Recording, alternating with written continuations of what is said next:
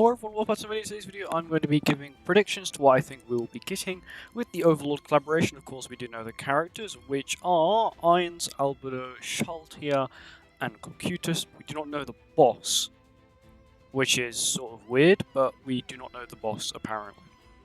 I have asked in the 70s League's Discord, and no one seems to really know the answer. But we do have the 4 characters. I do have it in my patch notes mode, so you can't see my bottom bit, but it's fine. I've got a notepad here where I'm just gonna write stuff down. But if we look at the characters that we have out of the 4, most likely Cocutus will be the free one, because he is, I don't know, he's a very odd character, so I think that would make him the free one. Of course, these two would definitely not be free. Shalty, I doubt, would be free as well. But if we look at a common trend with the free characters from collabs, let me just move that over. Eris is free, and she is PvE. She is full PvE base. We go. Then we look at the next. Well, I say new. Yeah, I'm gonna say new collab. I'll go from new collabs. So Shield Hero, Drums Reincarnated, and then of course Overlord coming. You have Kizna, who was of course full PvE, completely busted for PvE. Red Human, which isn't bad. Something I do think that could be pretty good is that all these characters will be unknown. 100% Albedo is a succubus, so in theory she's a demon. But Netmarble doesn't really care, and we're just left with the unknown tag, which to be honest, I don't blame him. But we can say that all of these will be 600. Because they will be. They'll all be on the 600 bit. Oh, I can't. I forgot to do that. But they will be 600. That's what we can say, and my prediction is that Cocutus will be PvE only-ish. They could do what they did with Eris, which is passive PvE only, but Relic is PvP. It can work in PvP, it works everywhere, but it only works with Rudius. I doubt they'll do it with Cocutus because he wouldn't really be like that. But I do think he's also probably going to have some sort of AoE DPS skill, and then maybe sorry, my voice is kind of going a little bit. Probably, maybe, in the show he is, of course, to do with ice. He does have a lot of stuff with ice, and from what we actually saw, from the files, let me quickly get the pictures from the files quickly. Boom, we now have the actual files. So this is what the files are. I can zoom in. So, ice attack. Let's go to the top where it says blue. So he has a teleport. Oh, so he's got a single. I'm guessing this is a single target dash, and maybe an AoE ice skill. Because dash I understand because he does have a sword. I'm sorry, this will be a quite big spoiler in the show. He has a sword, a huge samurai sword, which he uses in season 4. But I think they might be doing that, and then this will be an ice AoE attack, which would be kind of cool. This is him. I'm guessing. My guess is for the boss, right? Is the boss is Demiurga, but in the bit where they fight him, where Irons pretends to be a human adventurer. I think that's who we're going to be fighting, and then the other one I think is going to be the I think it's the Platinum Dragon. I'm pretty sure it's called in the show. But yeah, I'm pretty sure these two are the bosses here and the characters. One of them has double cast. Which one has double cast? One of them has double cast, which I'm pretty sure is Irons. To have 2 cast skills. One of them has 2 attacks. This is probably Albedo here. She has 2 normal attack skills. Because in the show, I don't think she uses magic. So, Cocutus, I'm going to say 1 AoE and then 1 single. I'm not going to say it might have a debuff card because you never know with Netmarble. I don't think they actually. If what they're saying on here, if they would have named it debuff or something along the lines of that, which I don't think they would have named it that, then yeah, we won't be getting a debuff skill, but we will. I'm pretty sure Irons will probably have some sort of AoE debuff skill, because in the show he is very mage, and normally the mage, his sort of skills are debuff skills. Rumor is a good example, Rudius is a good example, Echidna is a good example. I guess you could say Ram is as well with a single target AoE thing. Sorry, single target debuff skill, which is a stun. So let's bring this back up. I'm going to say Irons is probably going to have some sort of debuff skill. debuff, and then it'll probably be AoE, and then like a single target, I'm gonna put single there, a single target skill of some sort. AoE, his ult will probably be AoE. Most likely his ult will be AoE, because that's what they like to do with like their, what do you call it, like their staple characters in the collab. For example, Rudius has got AoE ult, Aaron has AoE ult, Nothmi had a single target ult, which is the only one that really goes against it. You got, what's his name? Reinhardt and Echidna both had AoE ults. Mainly the main characters of like the big boys of the collabs that have normally some sort of special effect. What I mean by special effect is every collab they either bring a new skill type with with Aaron you've got that new if you're debuffed they do extra crit damage and extra damage, or they come with new effects like Nothmi who has the Wrath effect as well as the debuff, the specialized debuff that he has himself as well. Every collab has some sort of specialist thing like it. Some have more than others. For example, Dropless Reincarnated has the Taunt from Ghislaine as well as having the Magic Ball buff from Rudius, so that's two different things, and that's what they like to do. They like to do things like that. So my guess is that Albedo and Ainz will be like the Eris Rudius combo. They'll work very well together. Definitely not because Albedo is completely obsessed with Ainz, but of course that's just how it will be. Schulte, I have a feeling that she's going to be HP based. I have a feeling.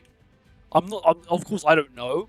But of course she's a vampire in the show. I'm not sure if they'll take that into consideration.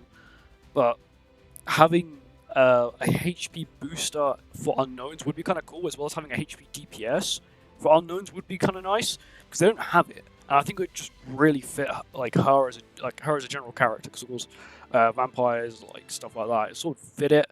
Plus unknown has a lot of stat boosting, so I'm gonna say she's probably HP based. These two probably be attack based. Same with Cocutus as well. I would like to see an attack and defense user at the same time. What I mean is like not like Nothmi where they only use defense or someone they only use attack. I mean a skill that takes into consideration your attack and your defense. So it's like, oh, you do one times so you do like your attack multiplier, but there's also a defense multiplier within the attack multiplier as well, which I think would be kind of cool. Yes, it would be kind of like completely broken, but there's probably some sort of way they could even it out. For example, you've got Wave, which is you do less damage for every enemy on the field. I think that could be pretty well. That means the character would perform very well when it comes to single targets. That could be like an ultimate thing.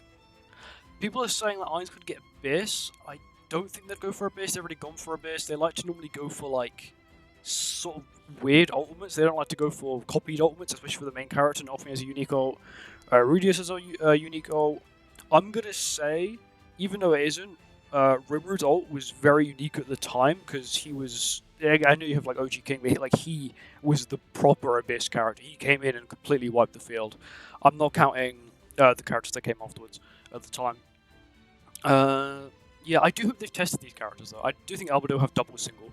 I'm pretty sure she'll probably have double single. Mainly, I reckon that Albedo is probably going to be like a key summoner. They're going to want you to summon on her, so she'll work well with Tyr and Fer and all these kind of characters that really like single target skills. I think they're going to try and play on that. I reckon we're probably going to get a character that is PvP only. We didn't get that with AOT, which I think was kind of nice, and I would like to see that here. I don't mind you putting PvE only on it. That's completely fine.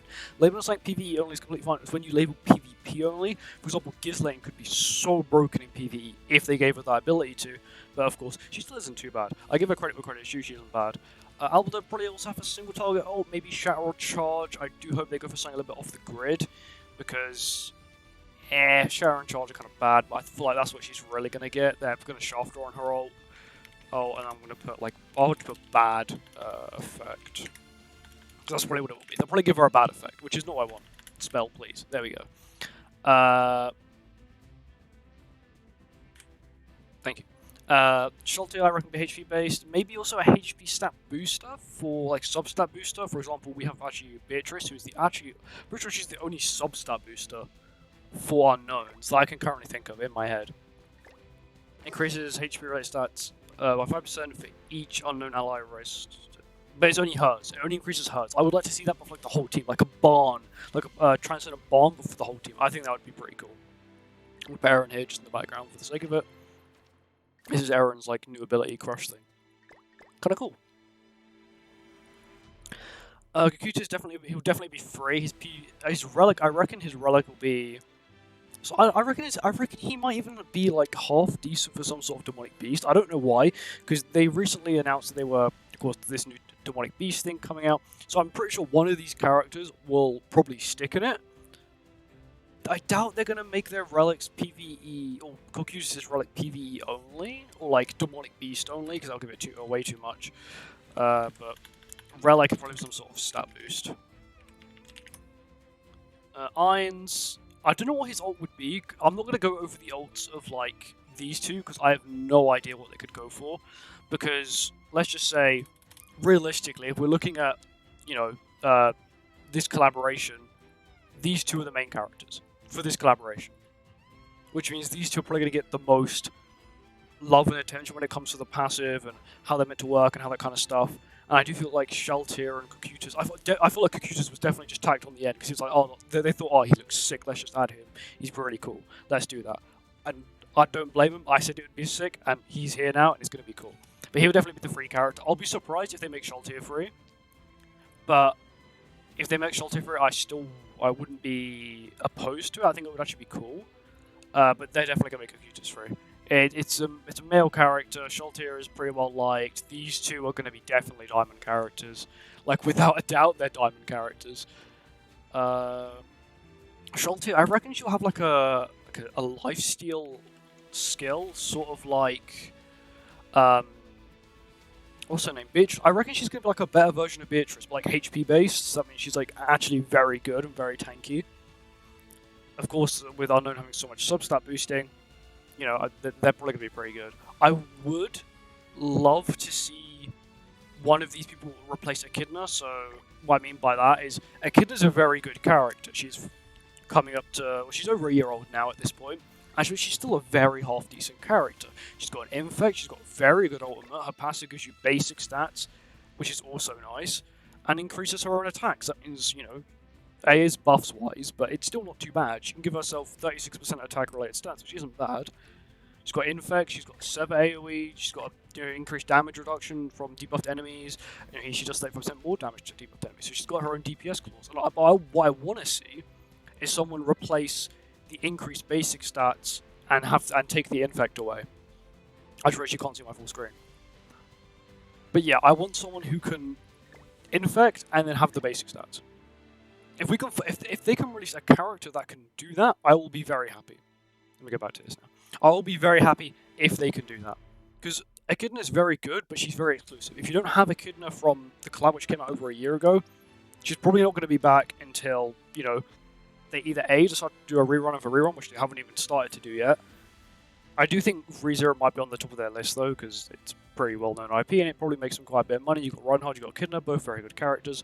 You've, of course, got Rem, who is one of the most well-known anime characters. Sheltier, I don't really know. In the show, you don't really see her fight much. Season 1, you see her fight Irons, but that's like, eh.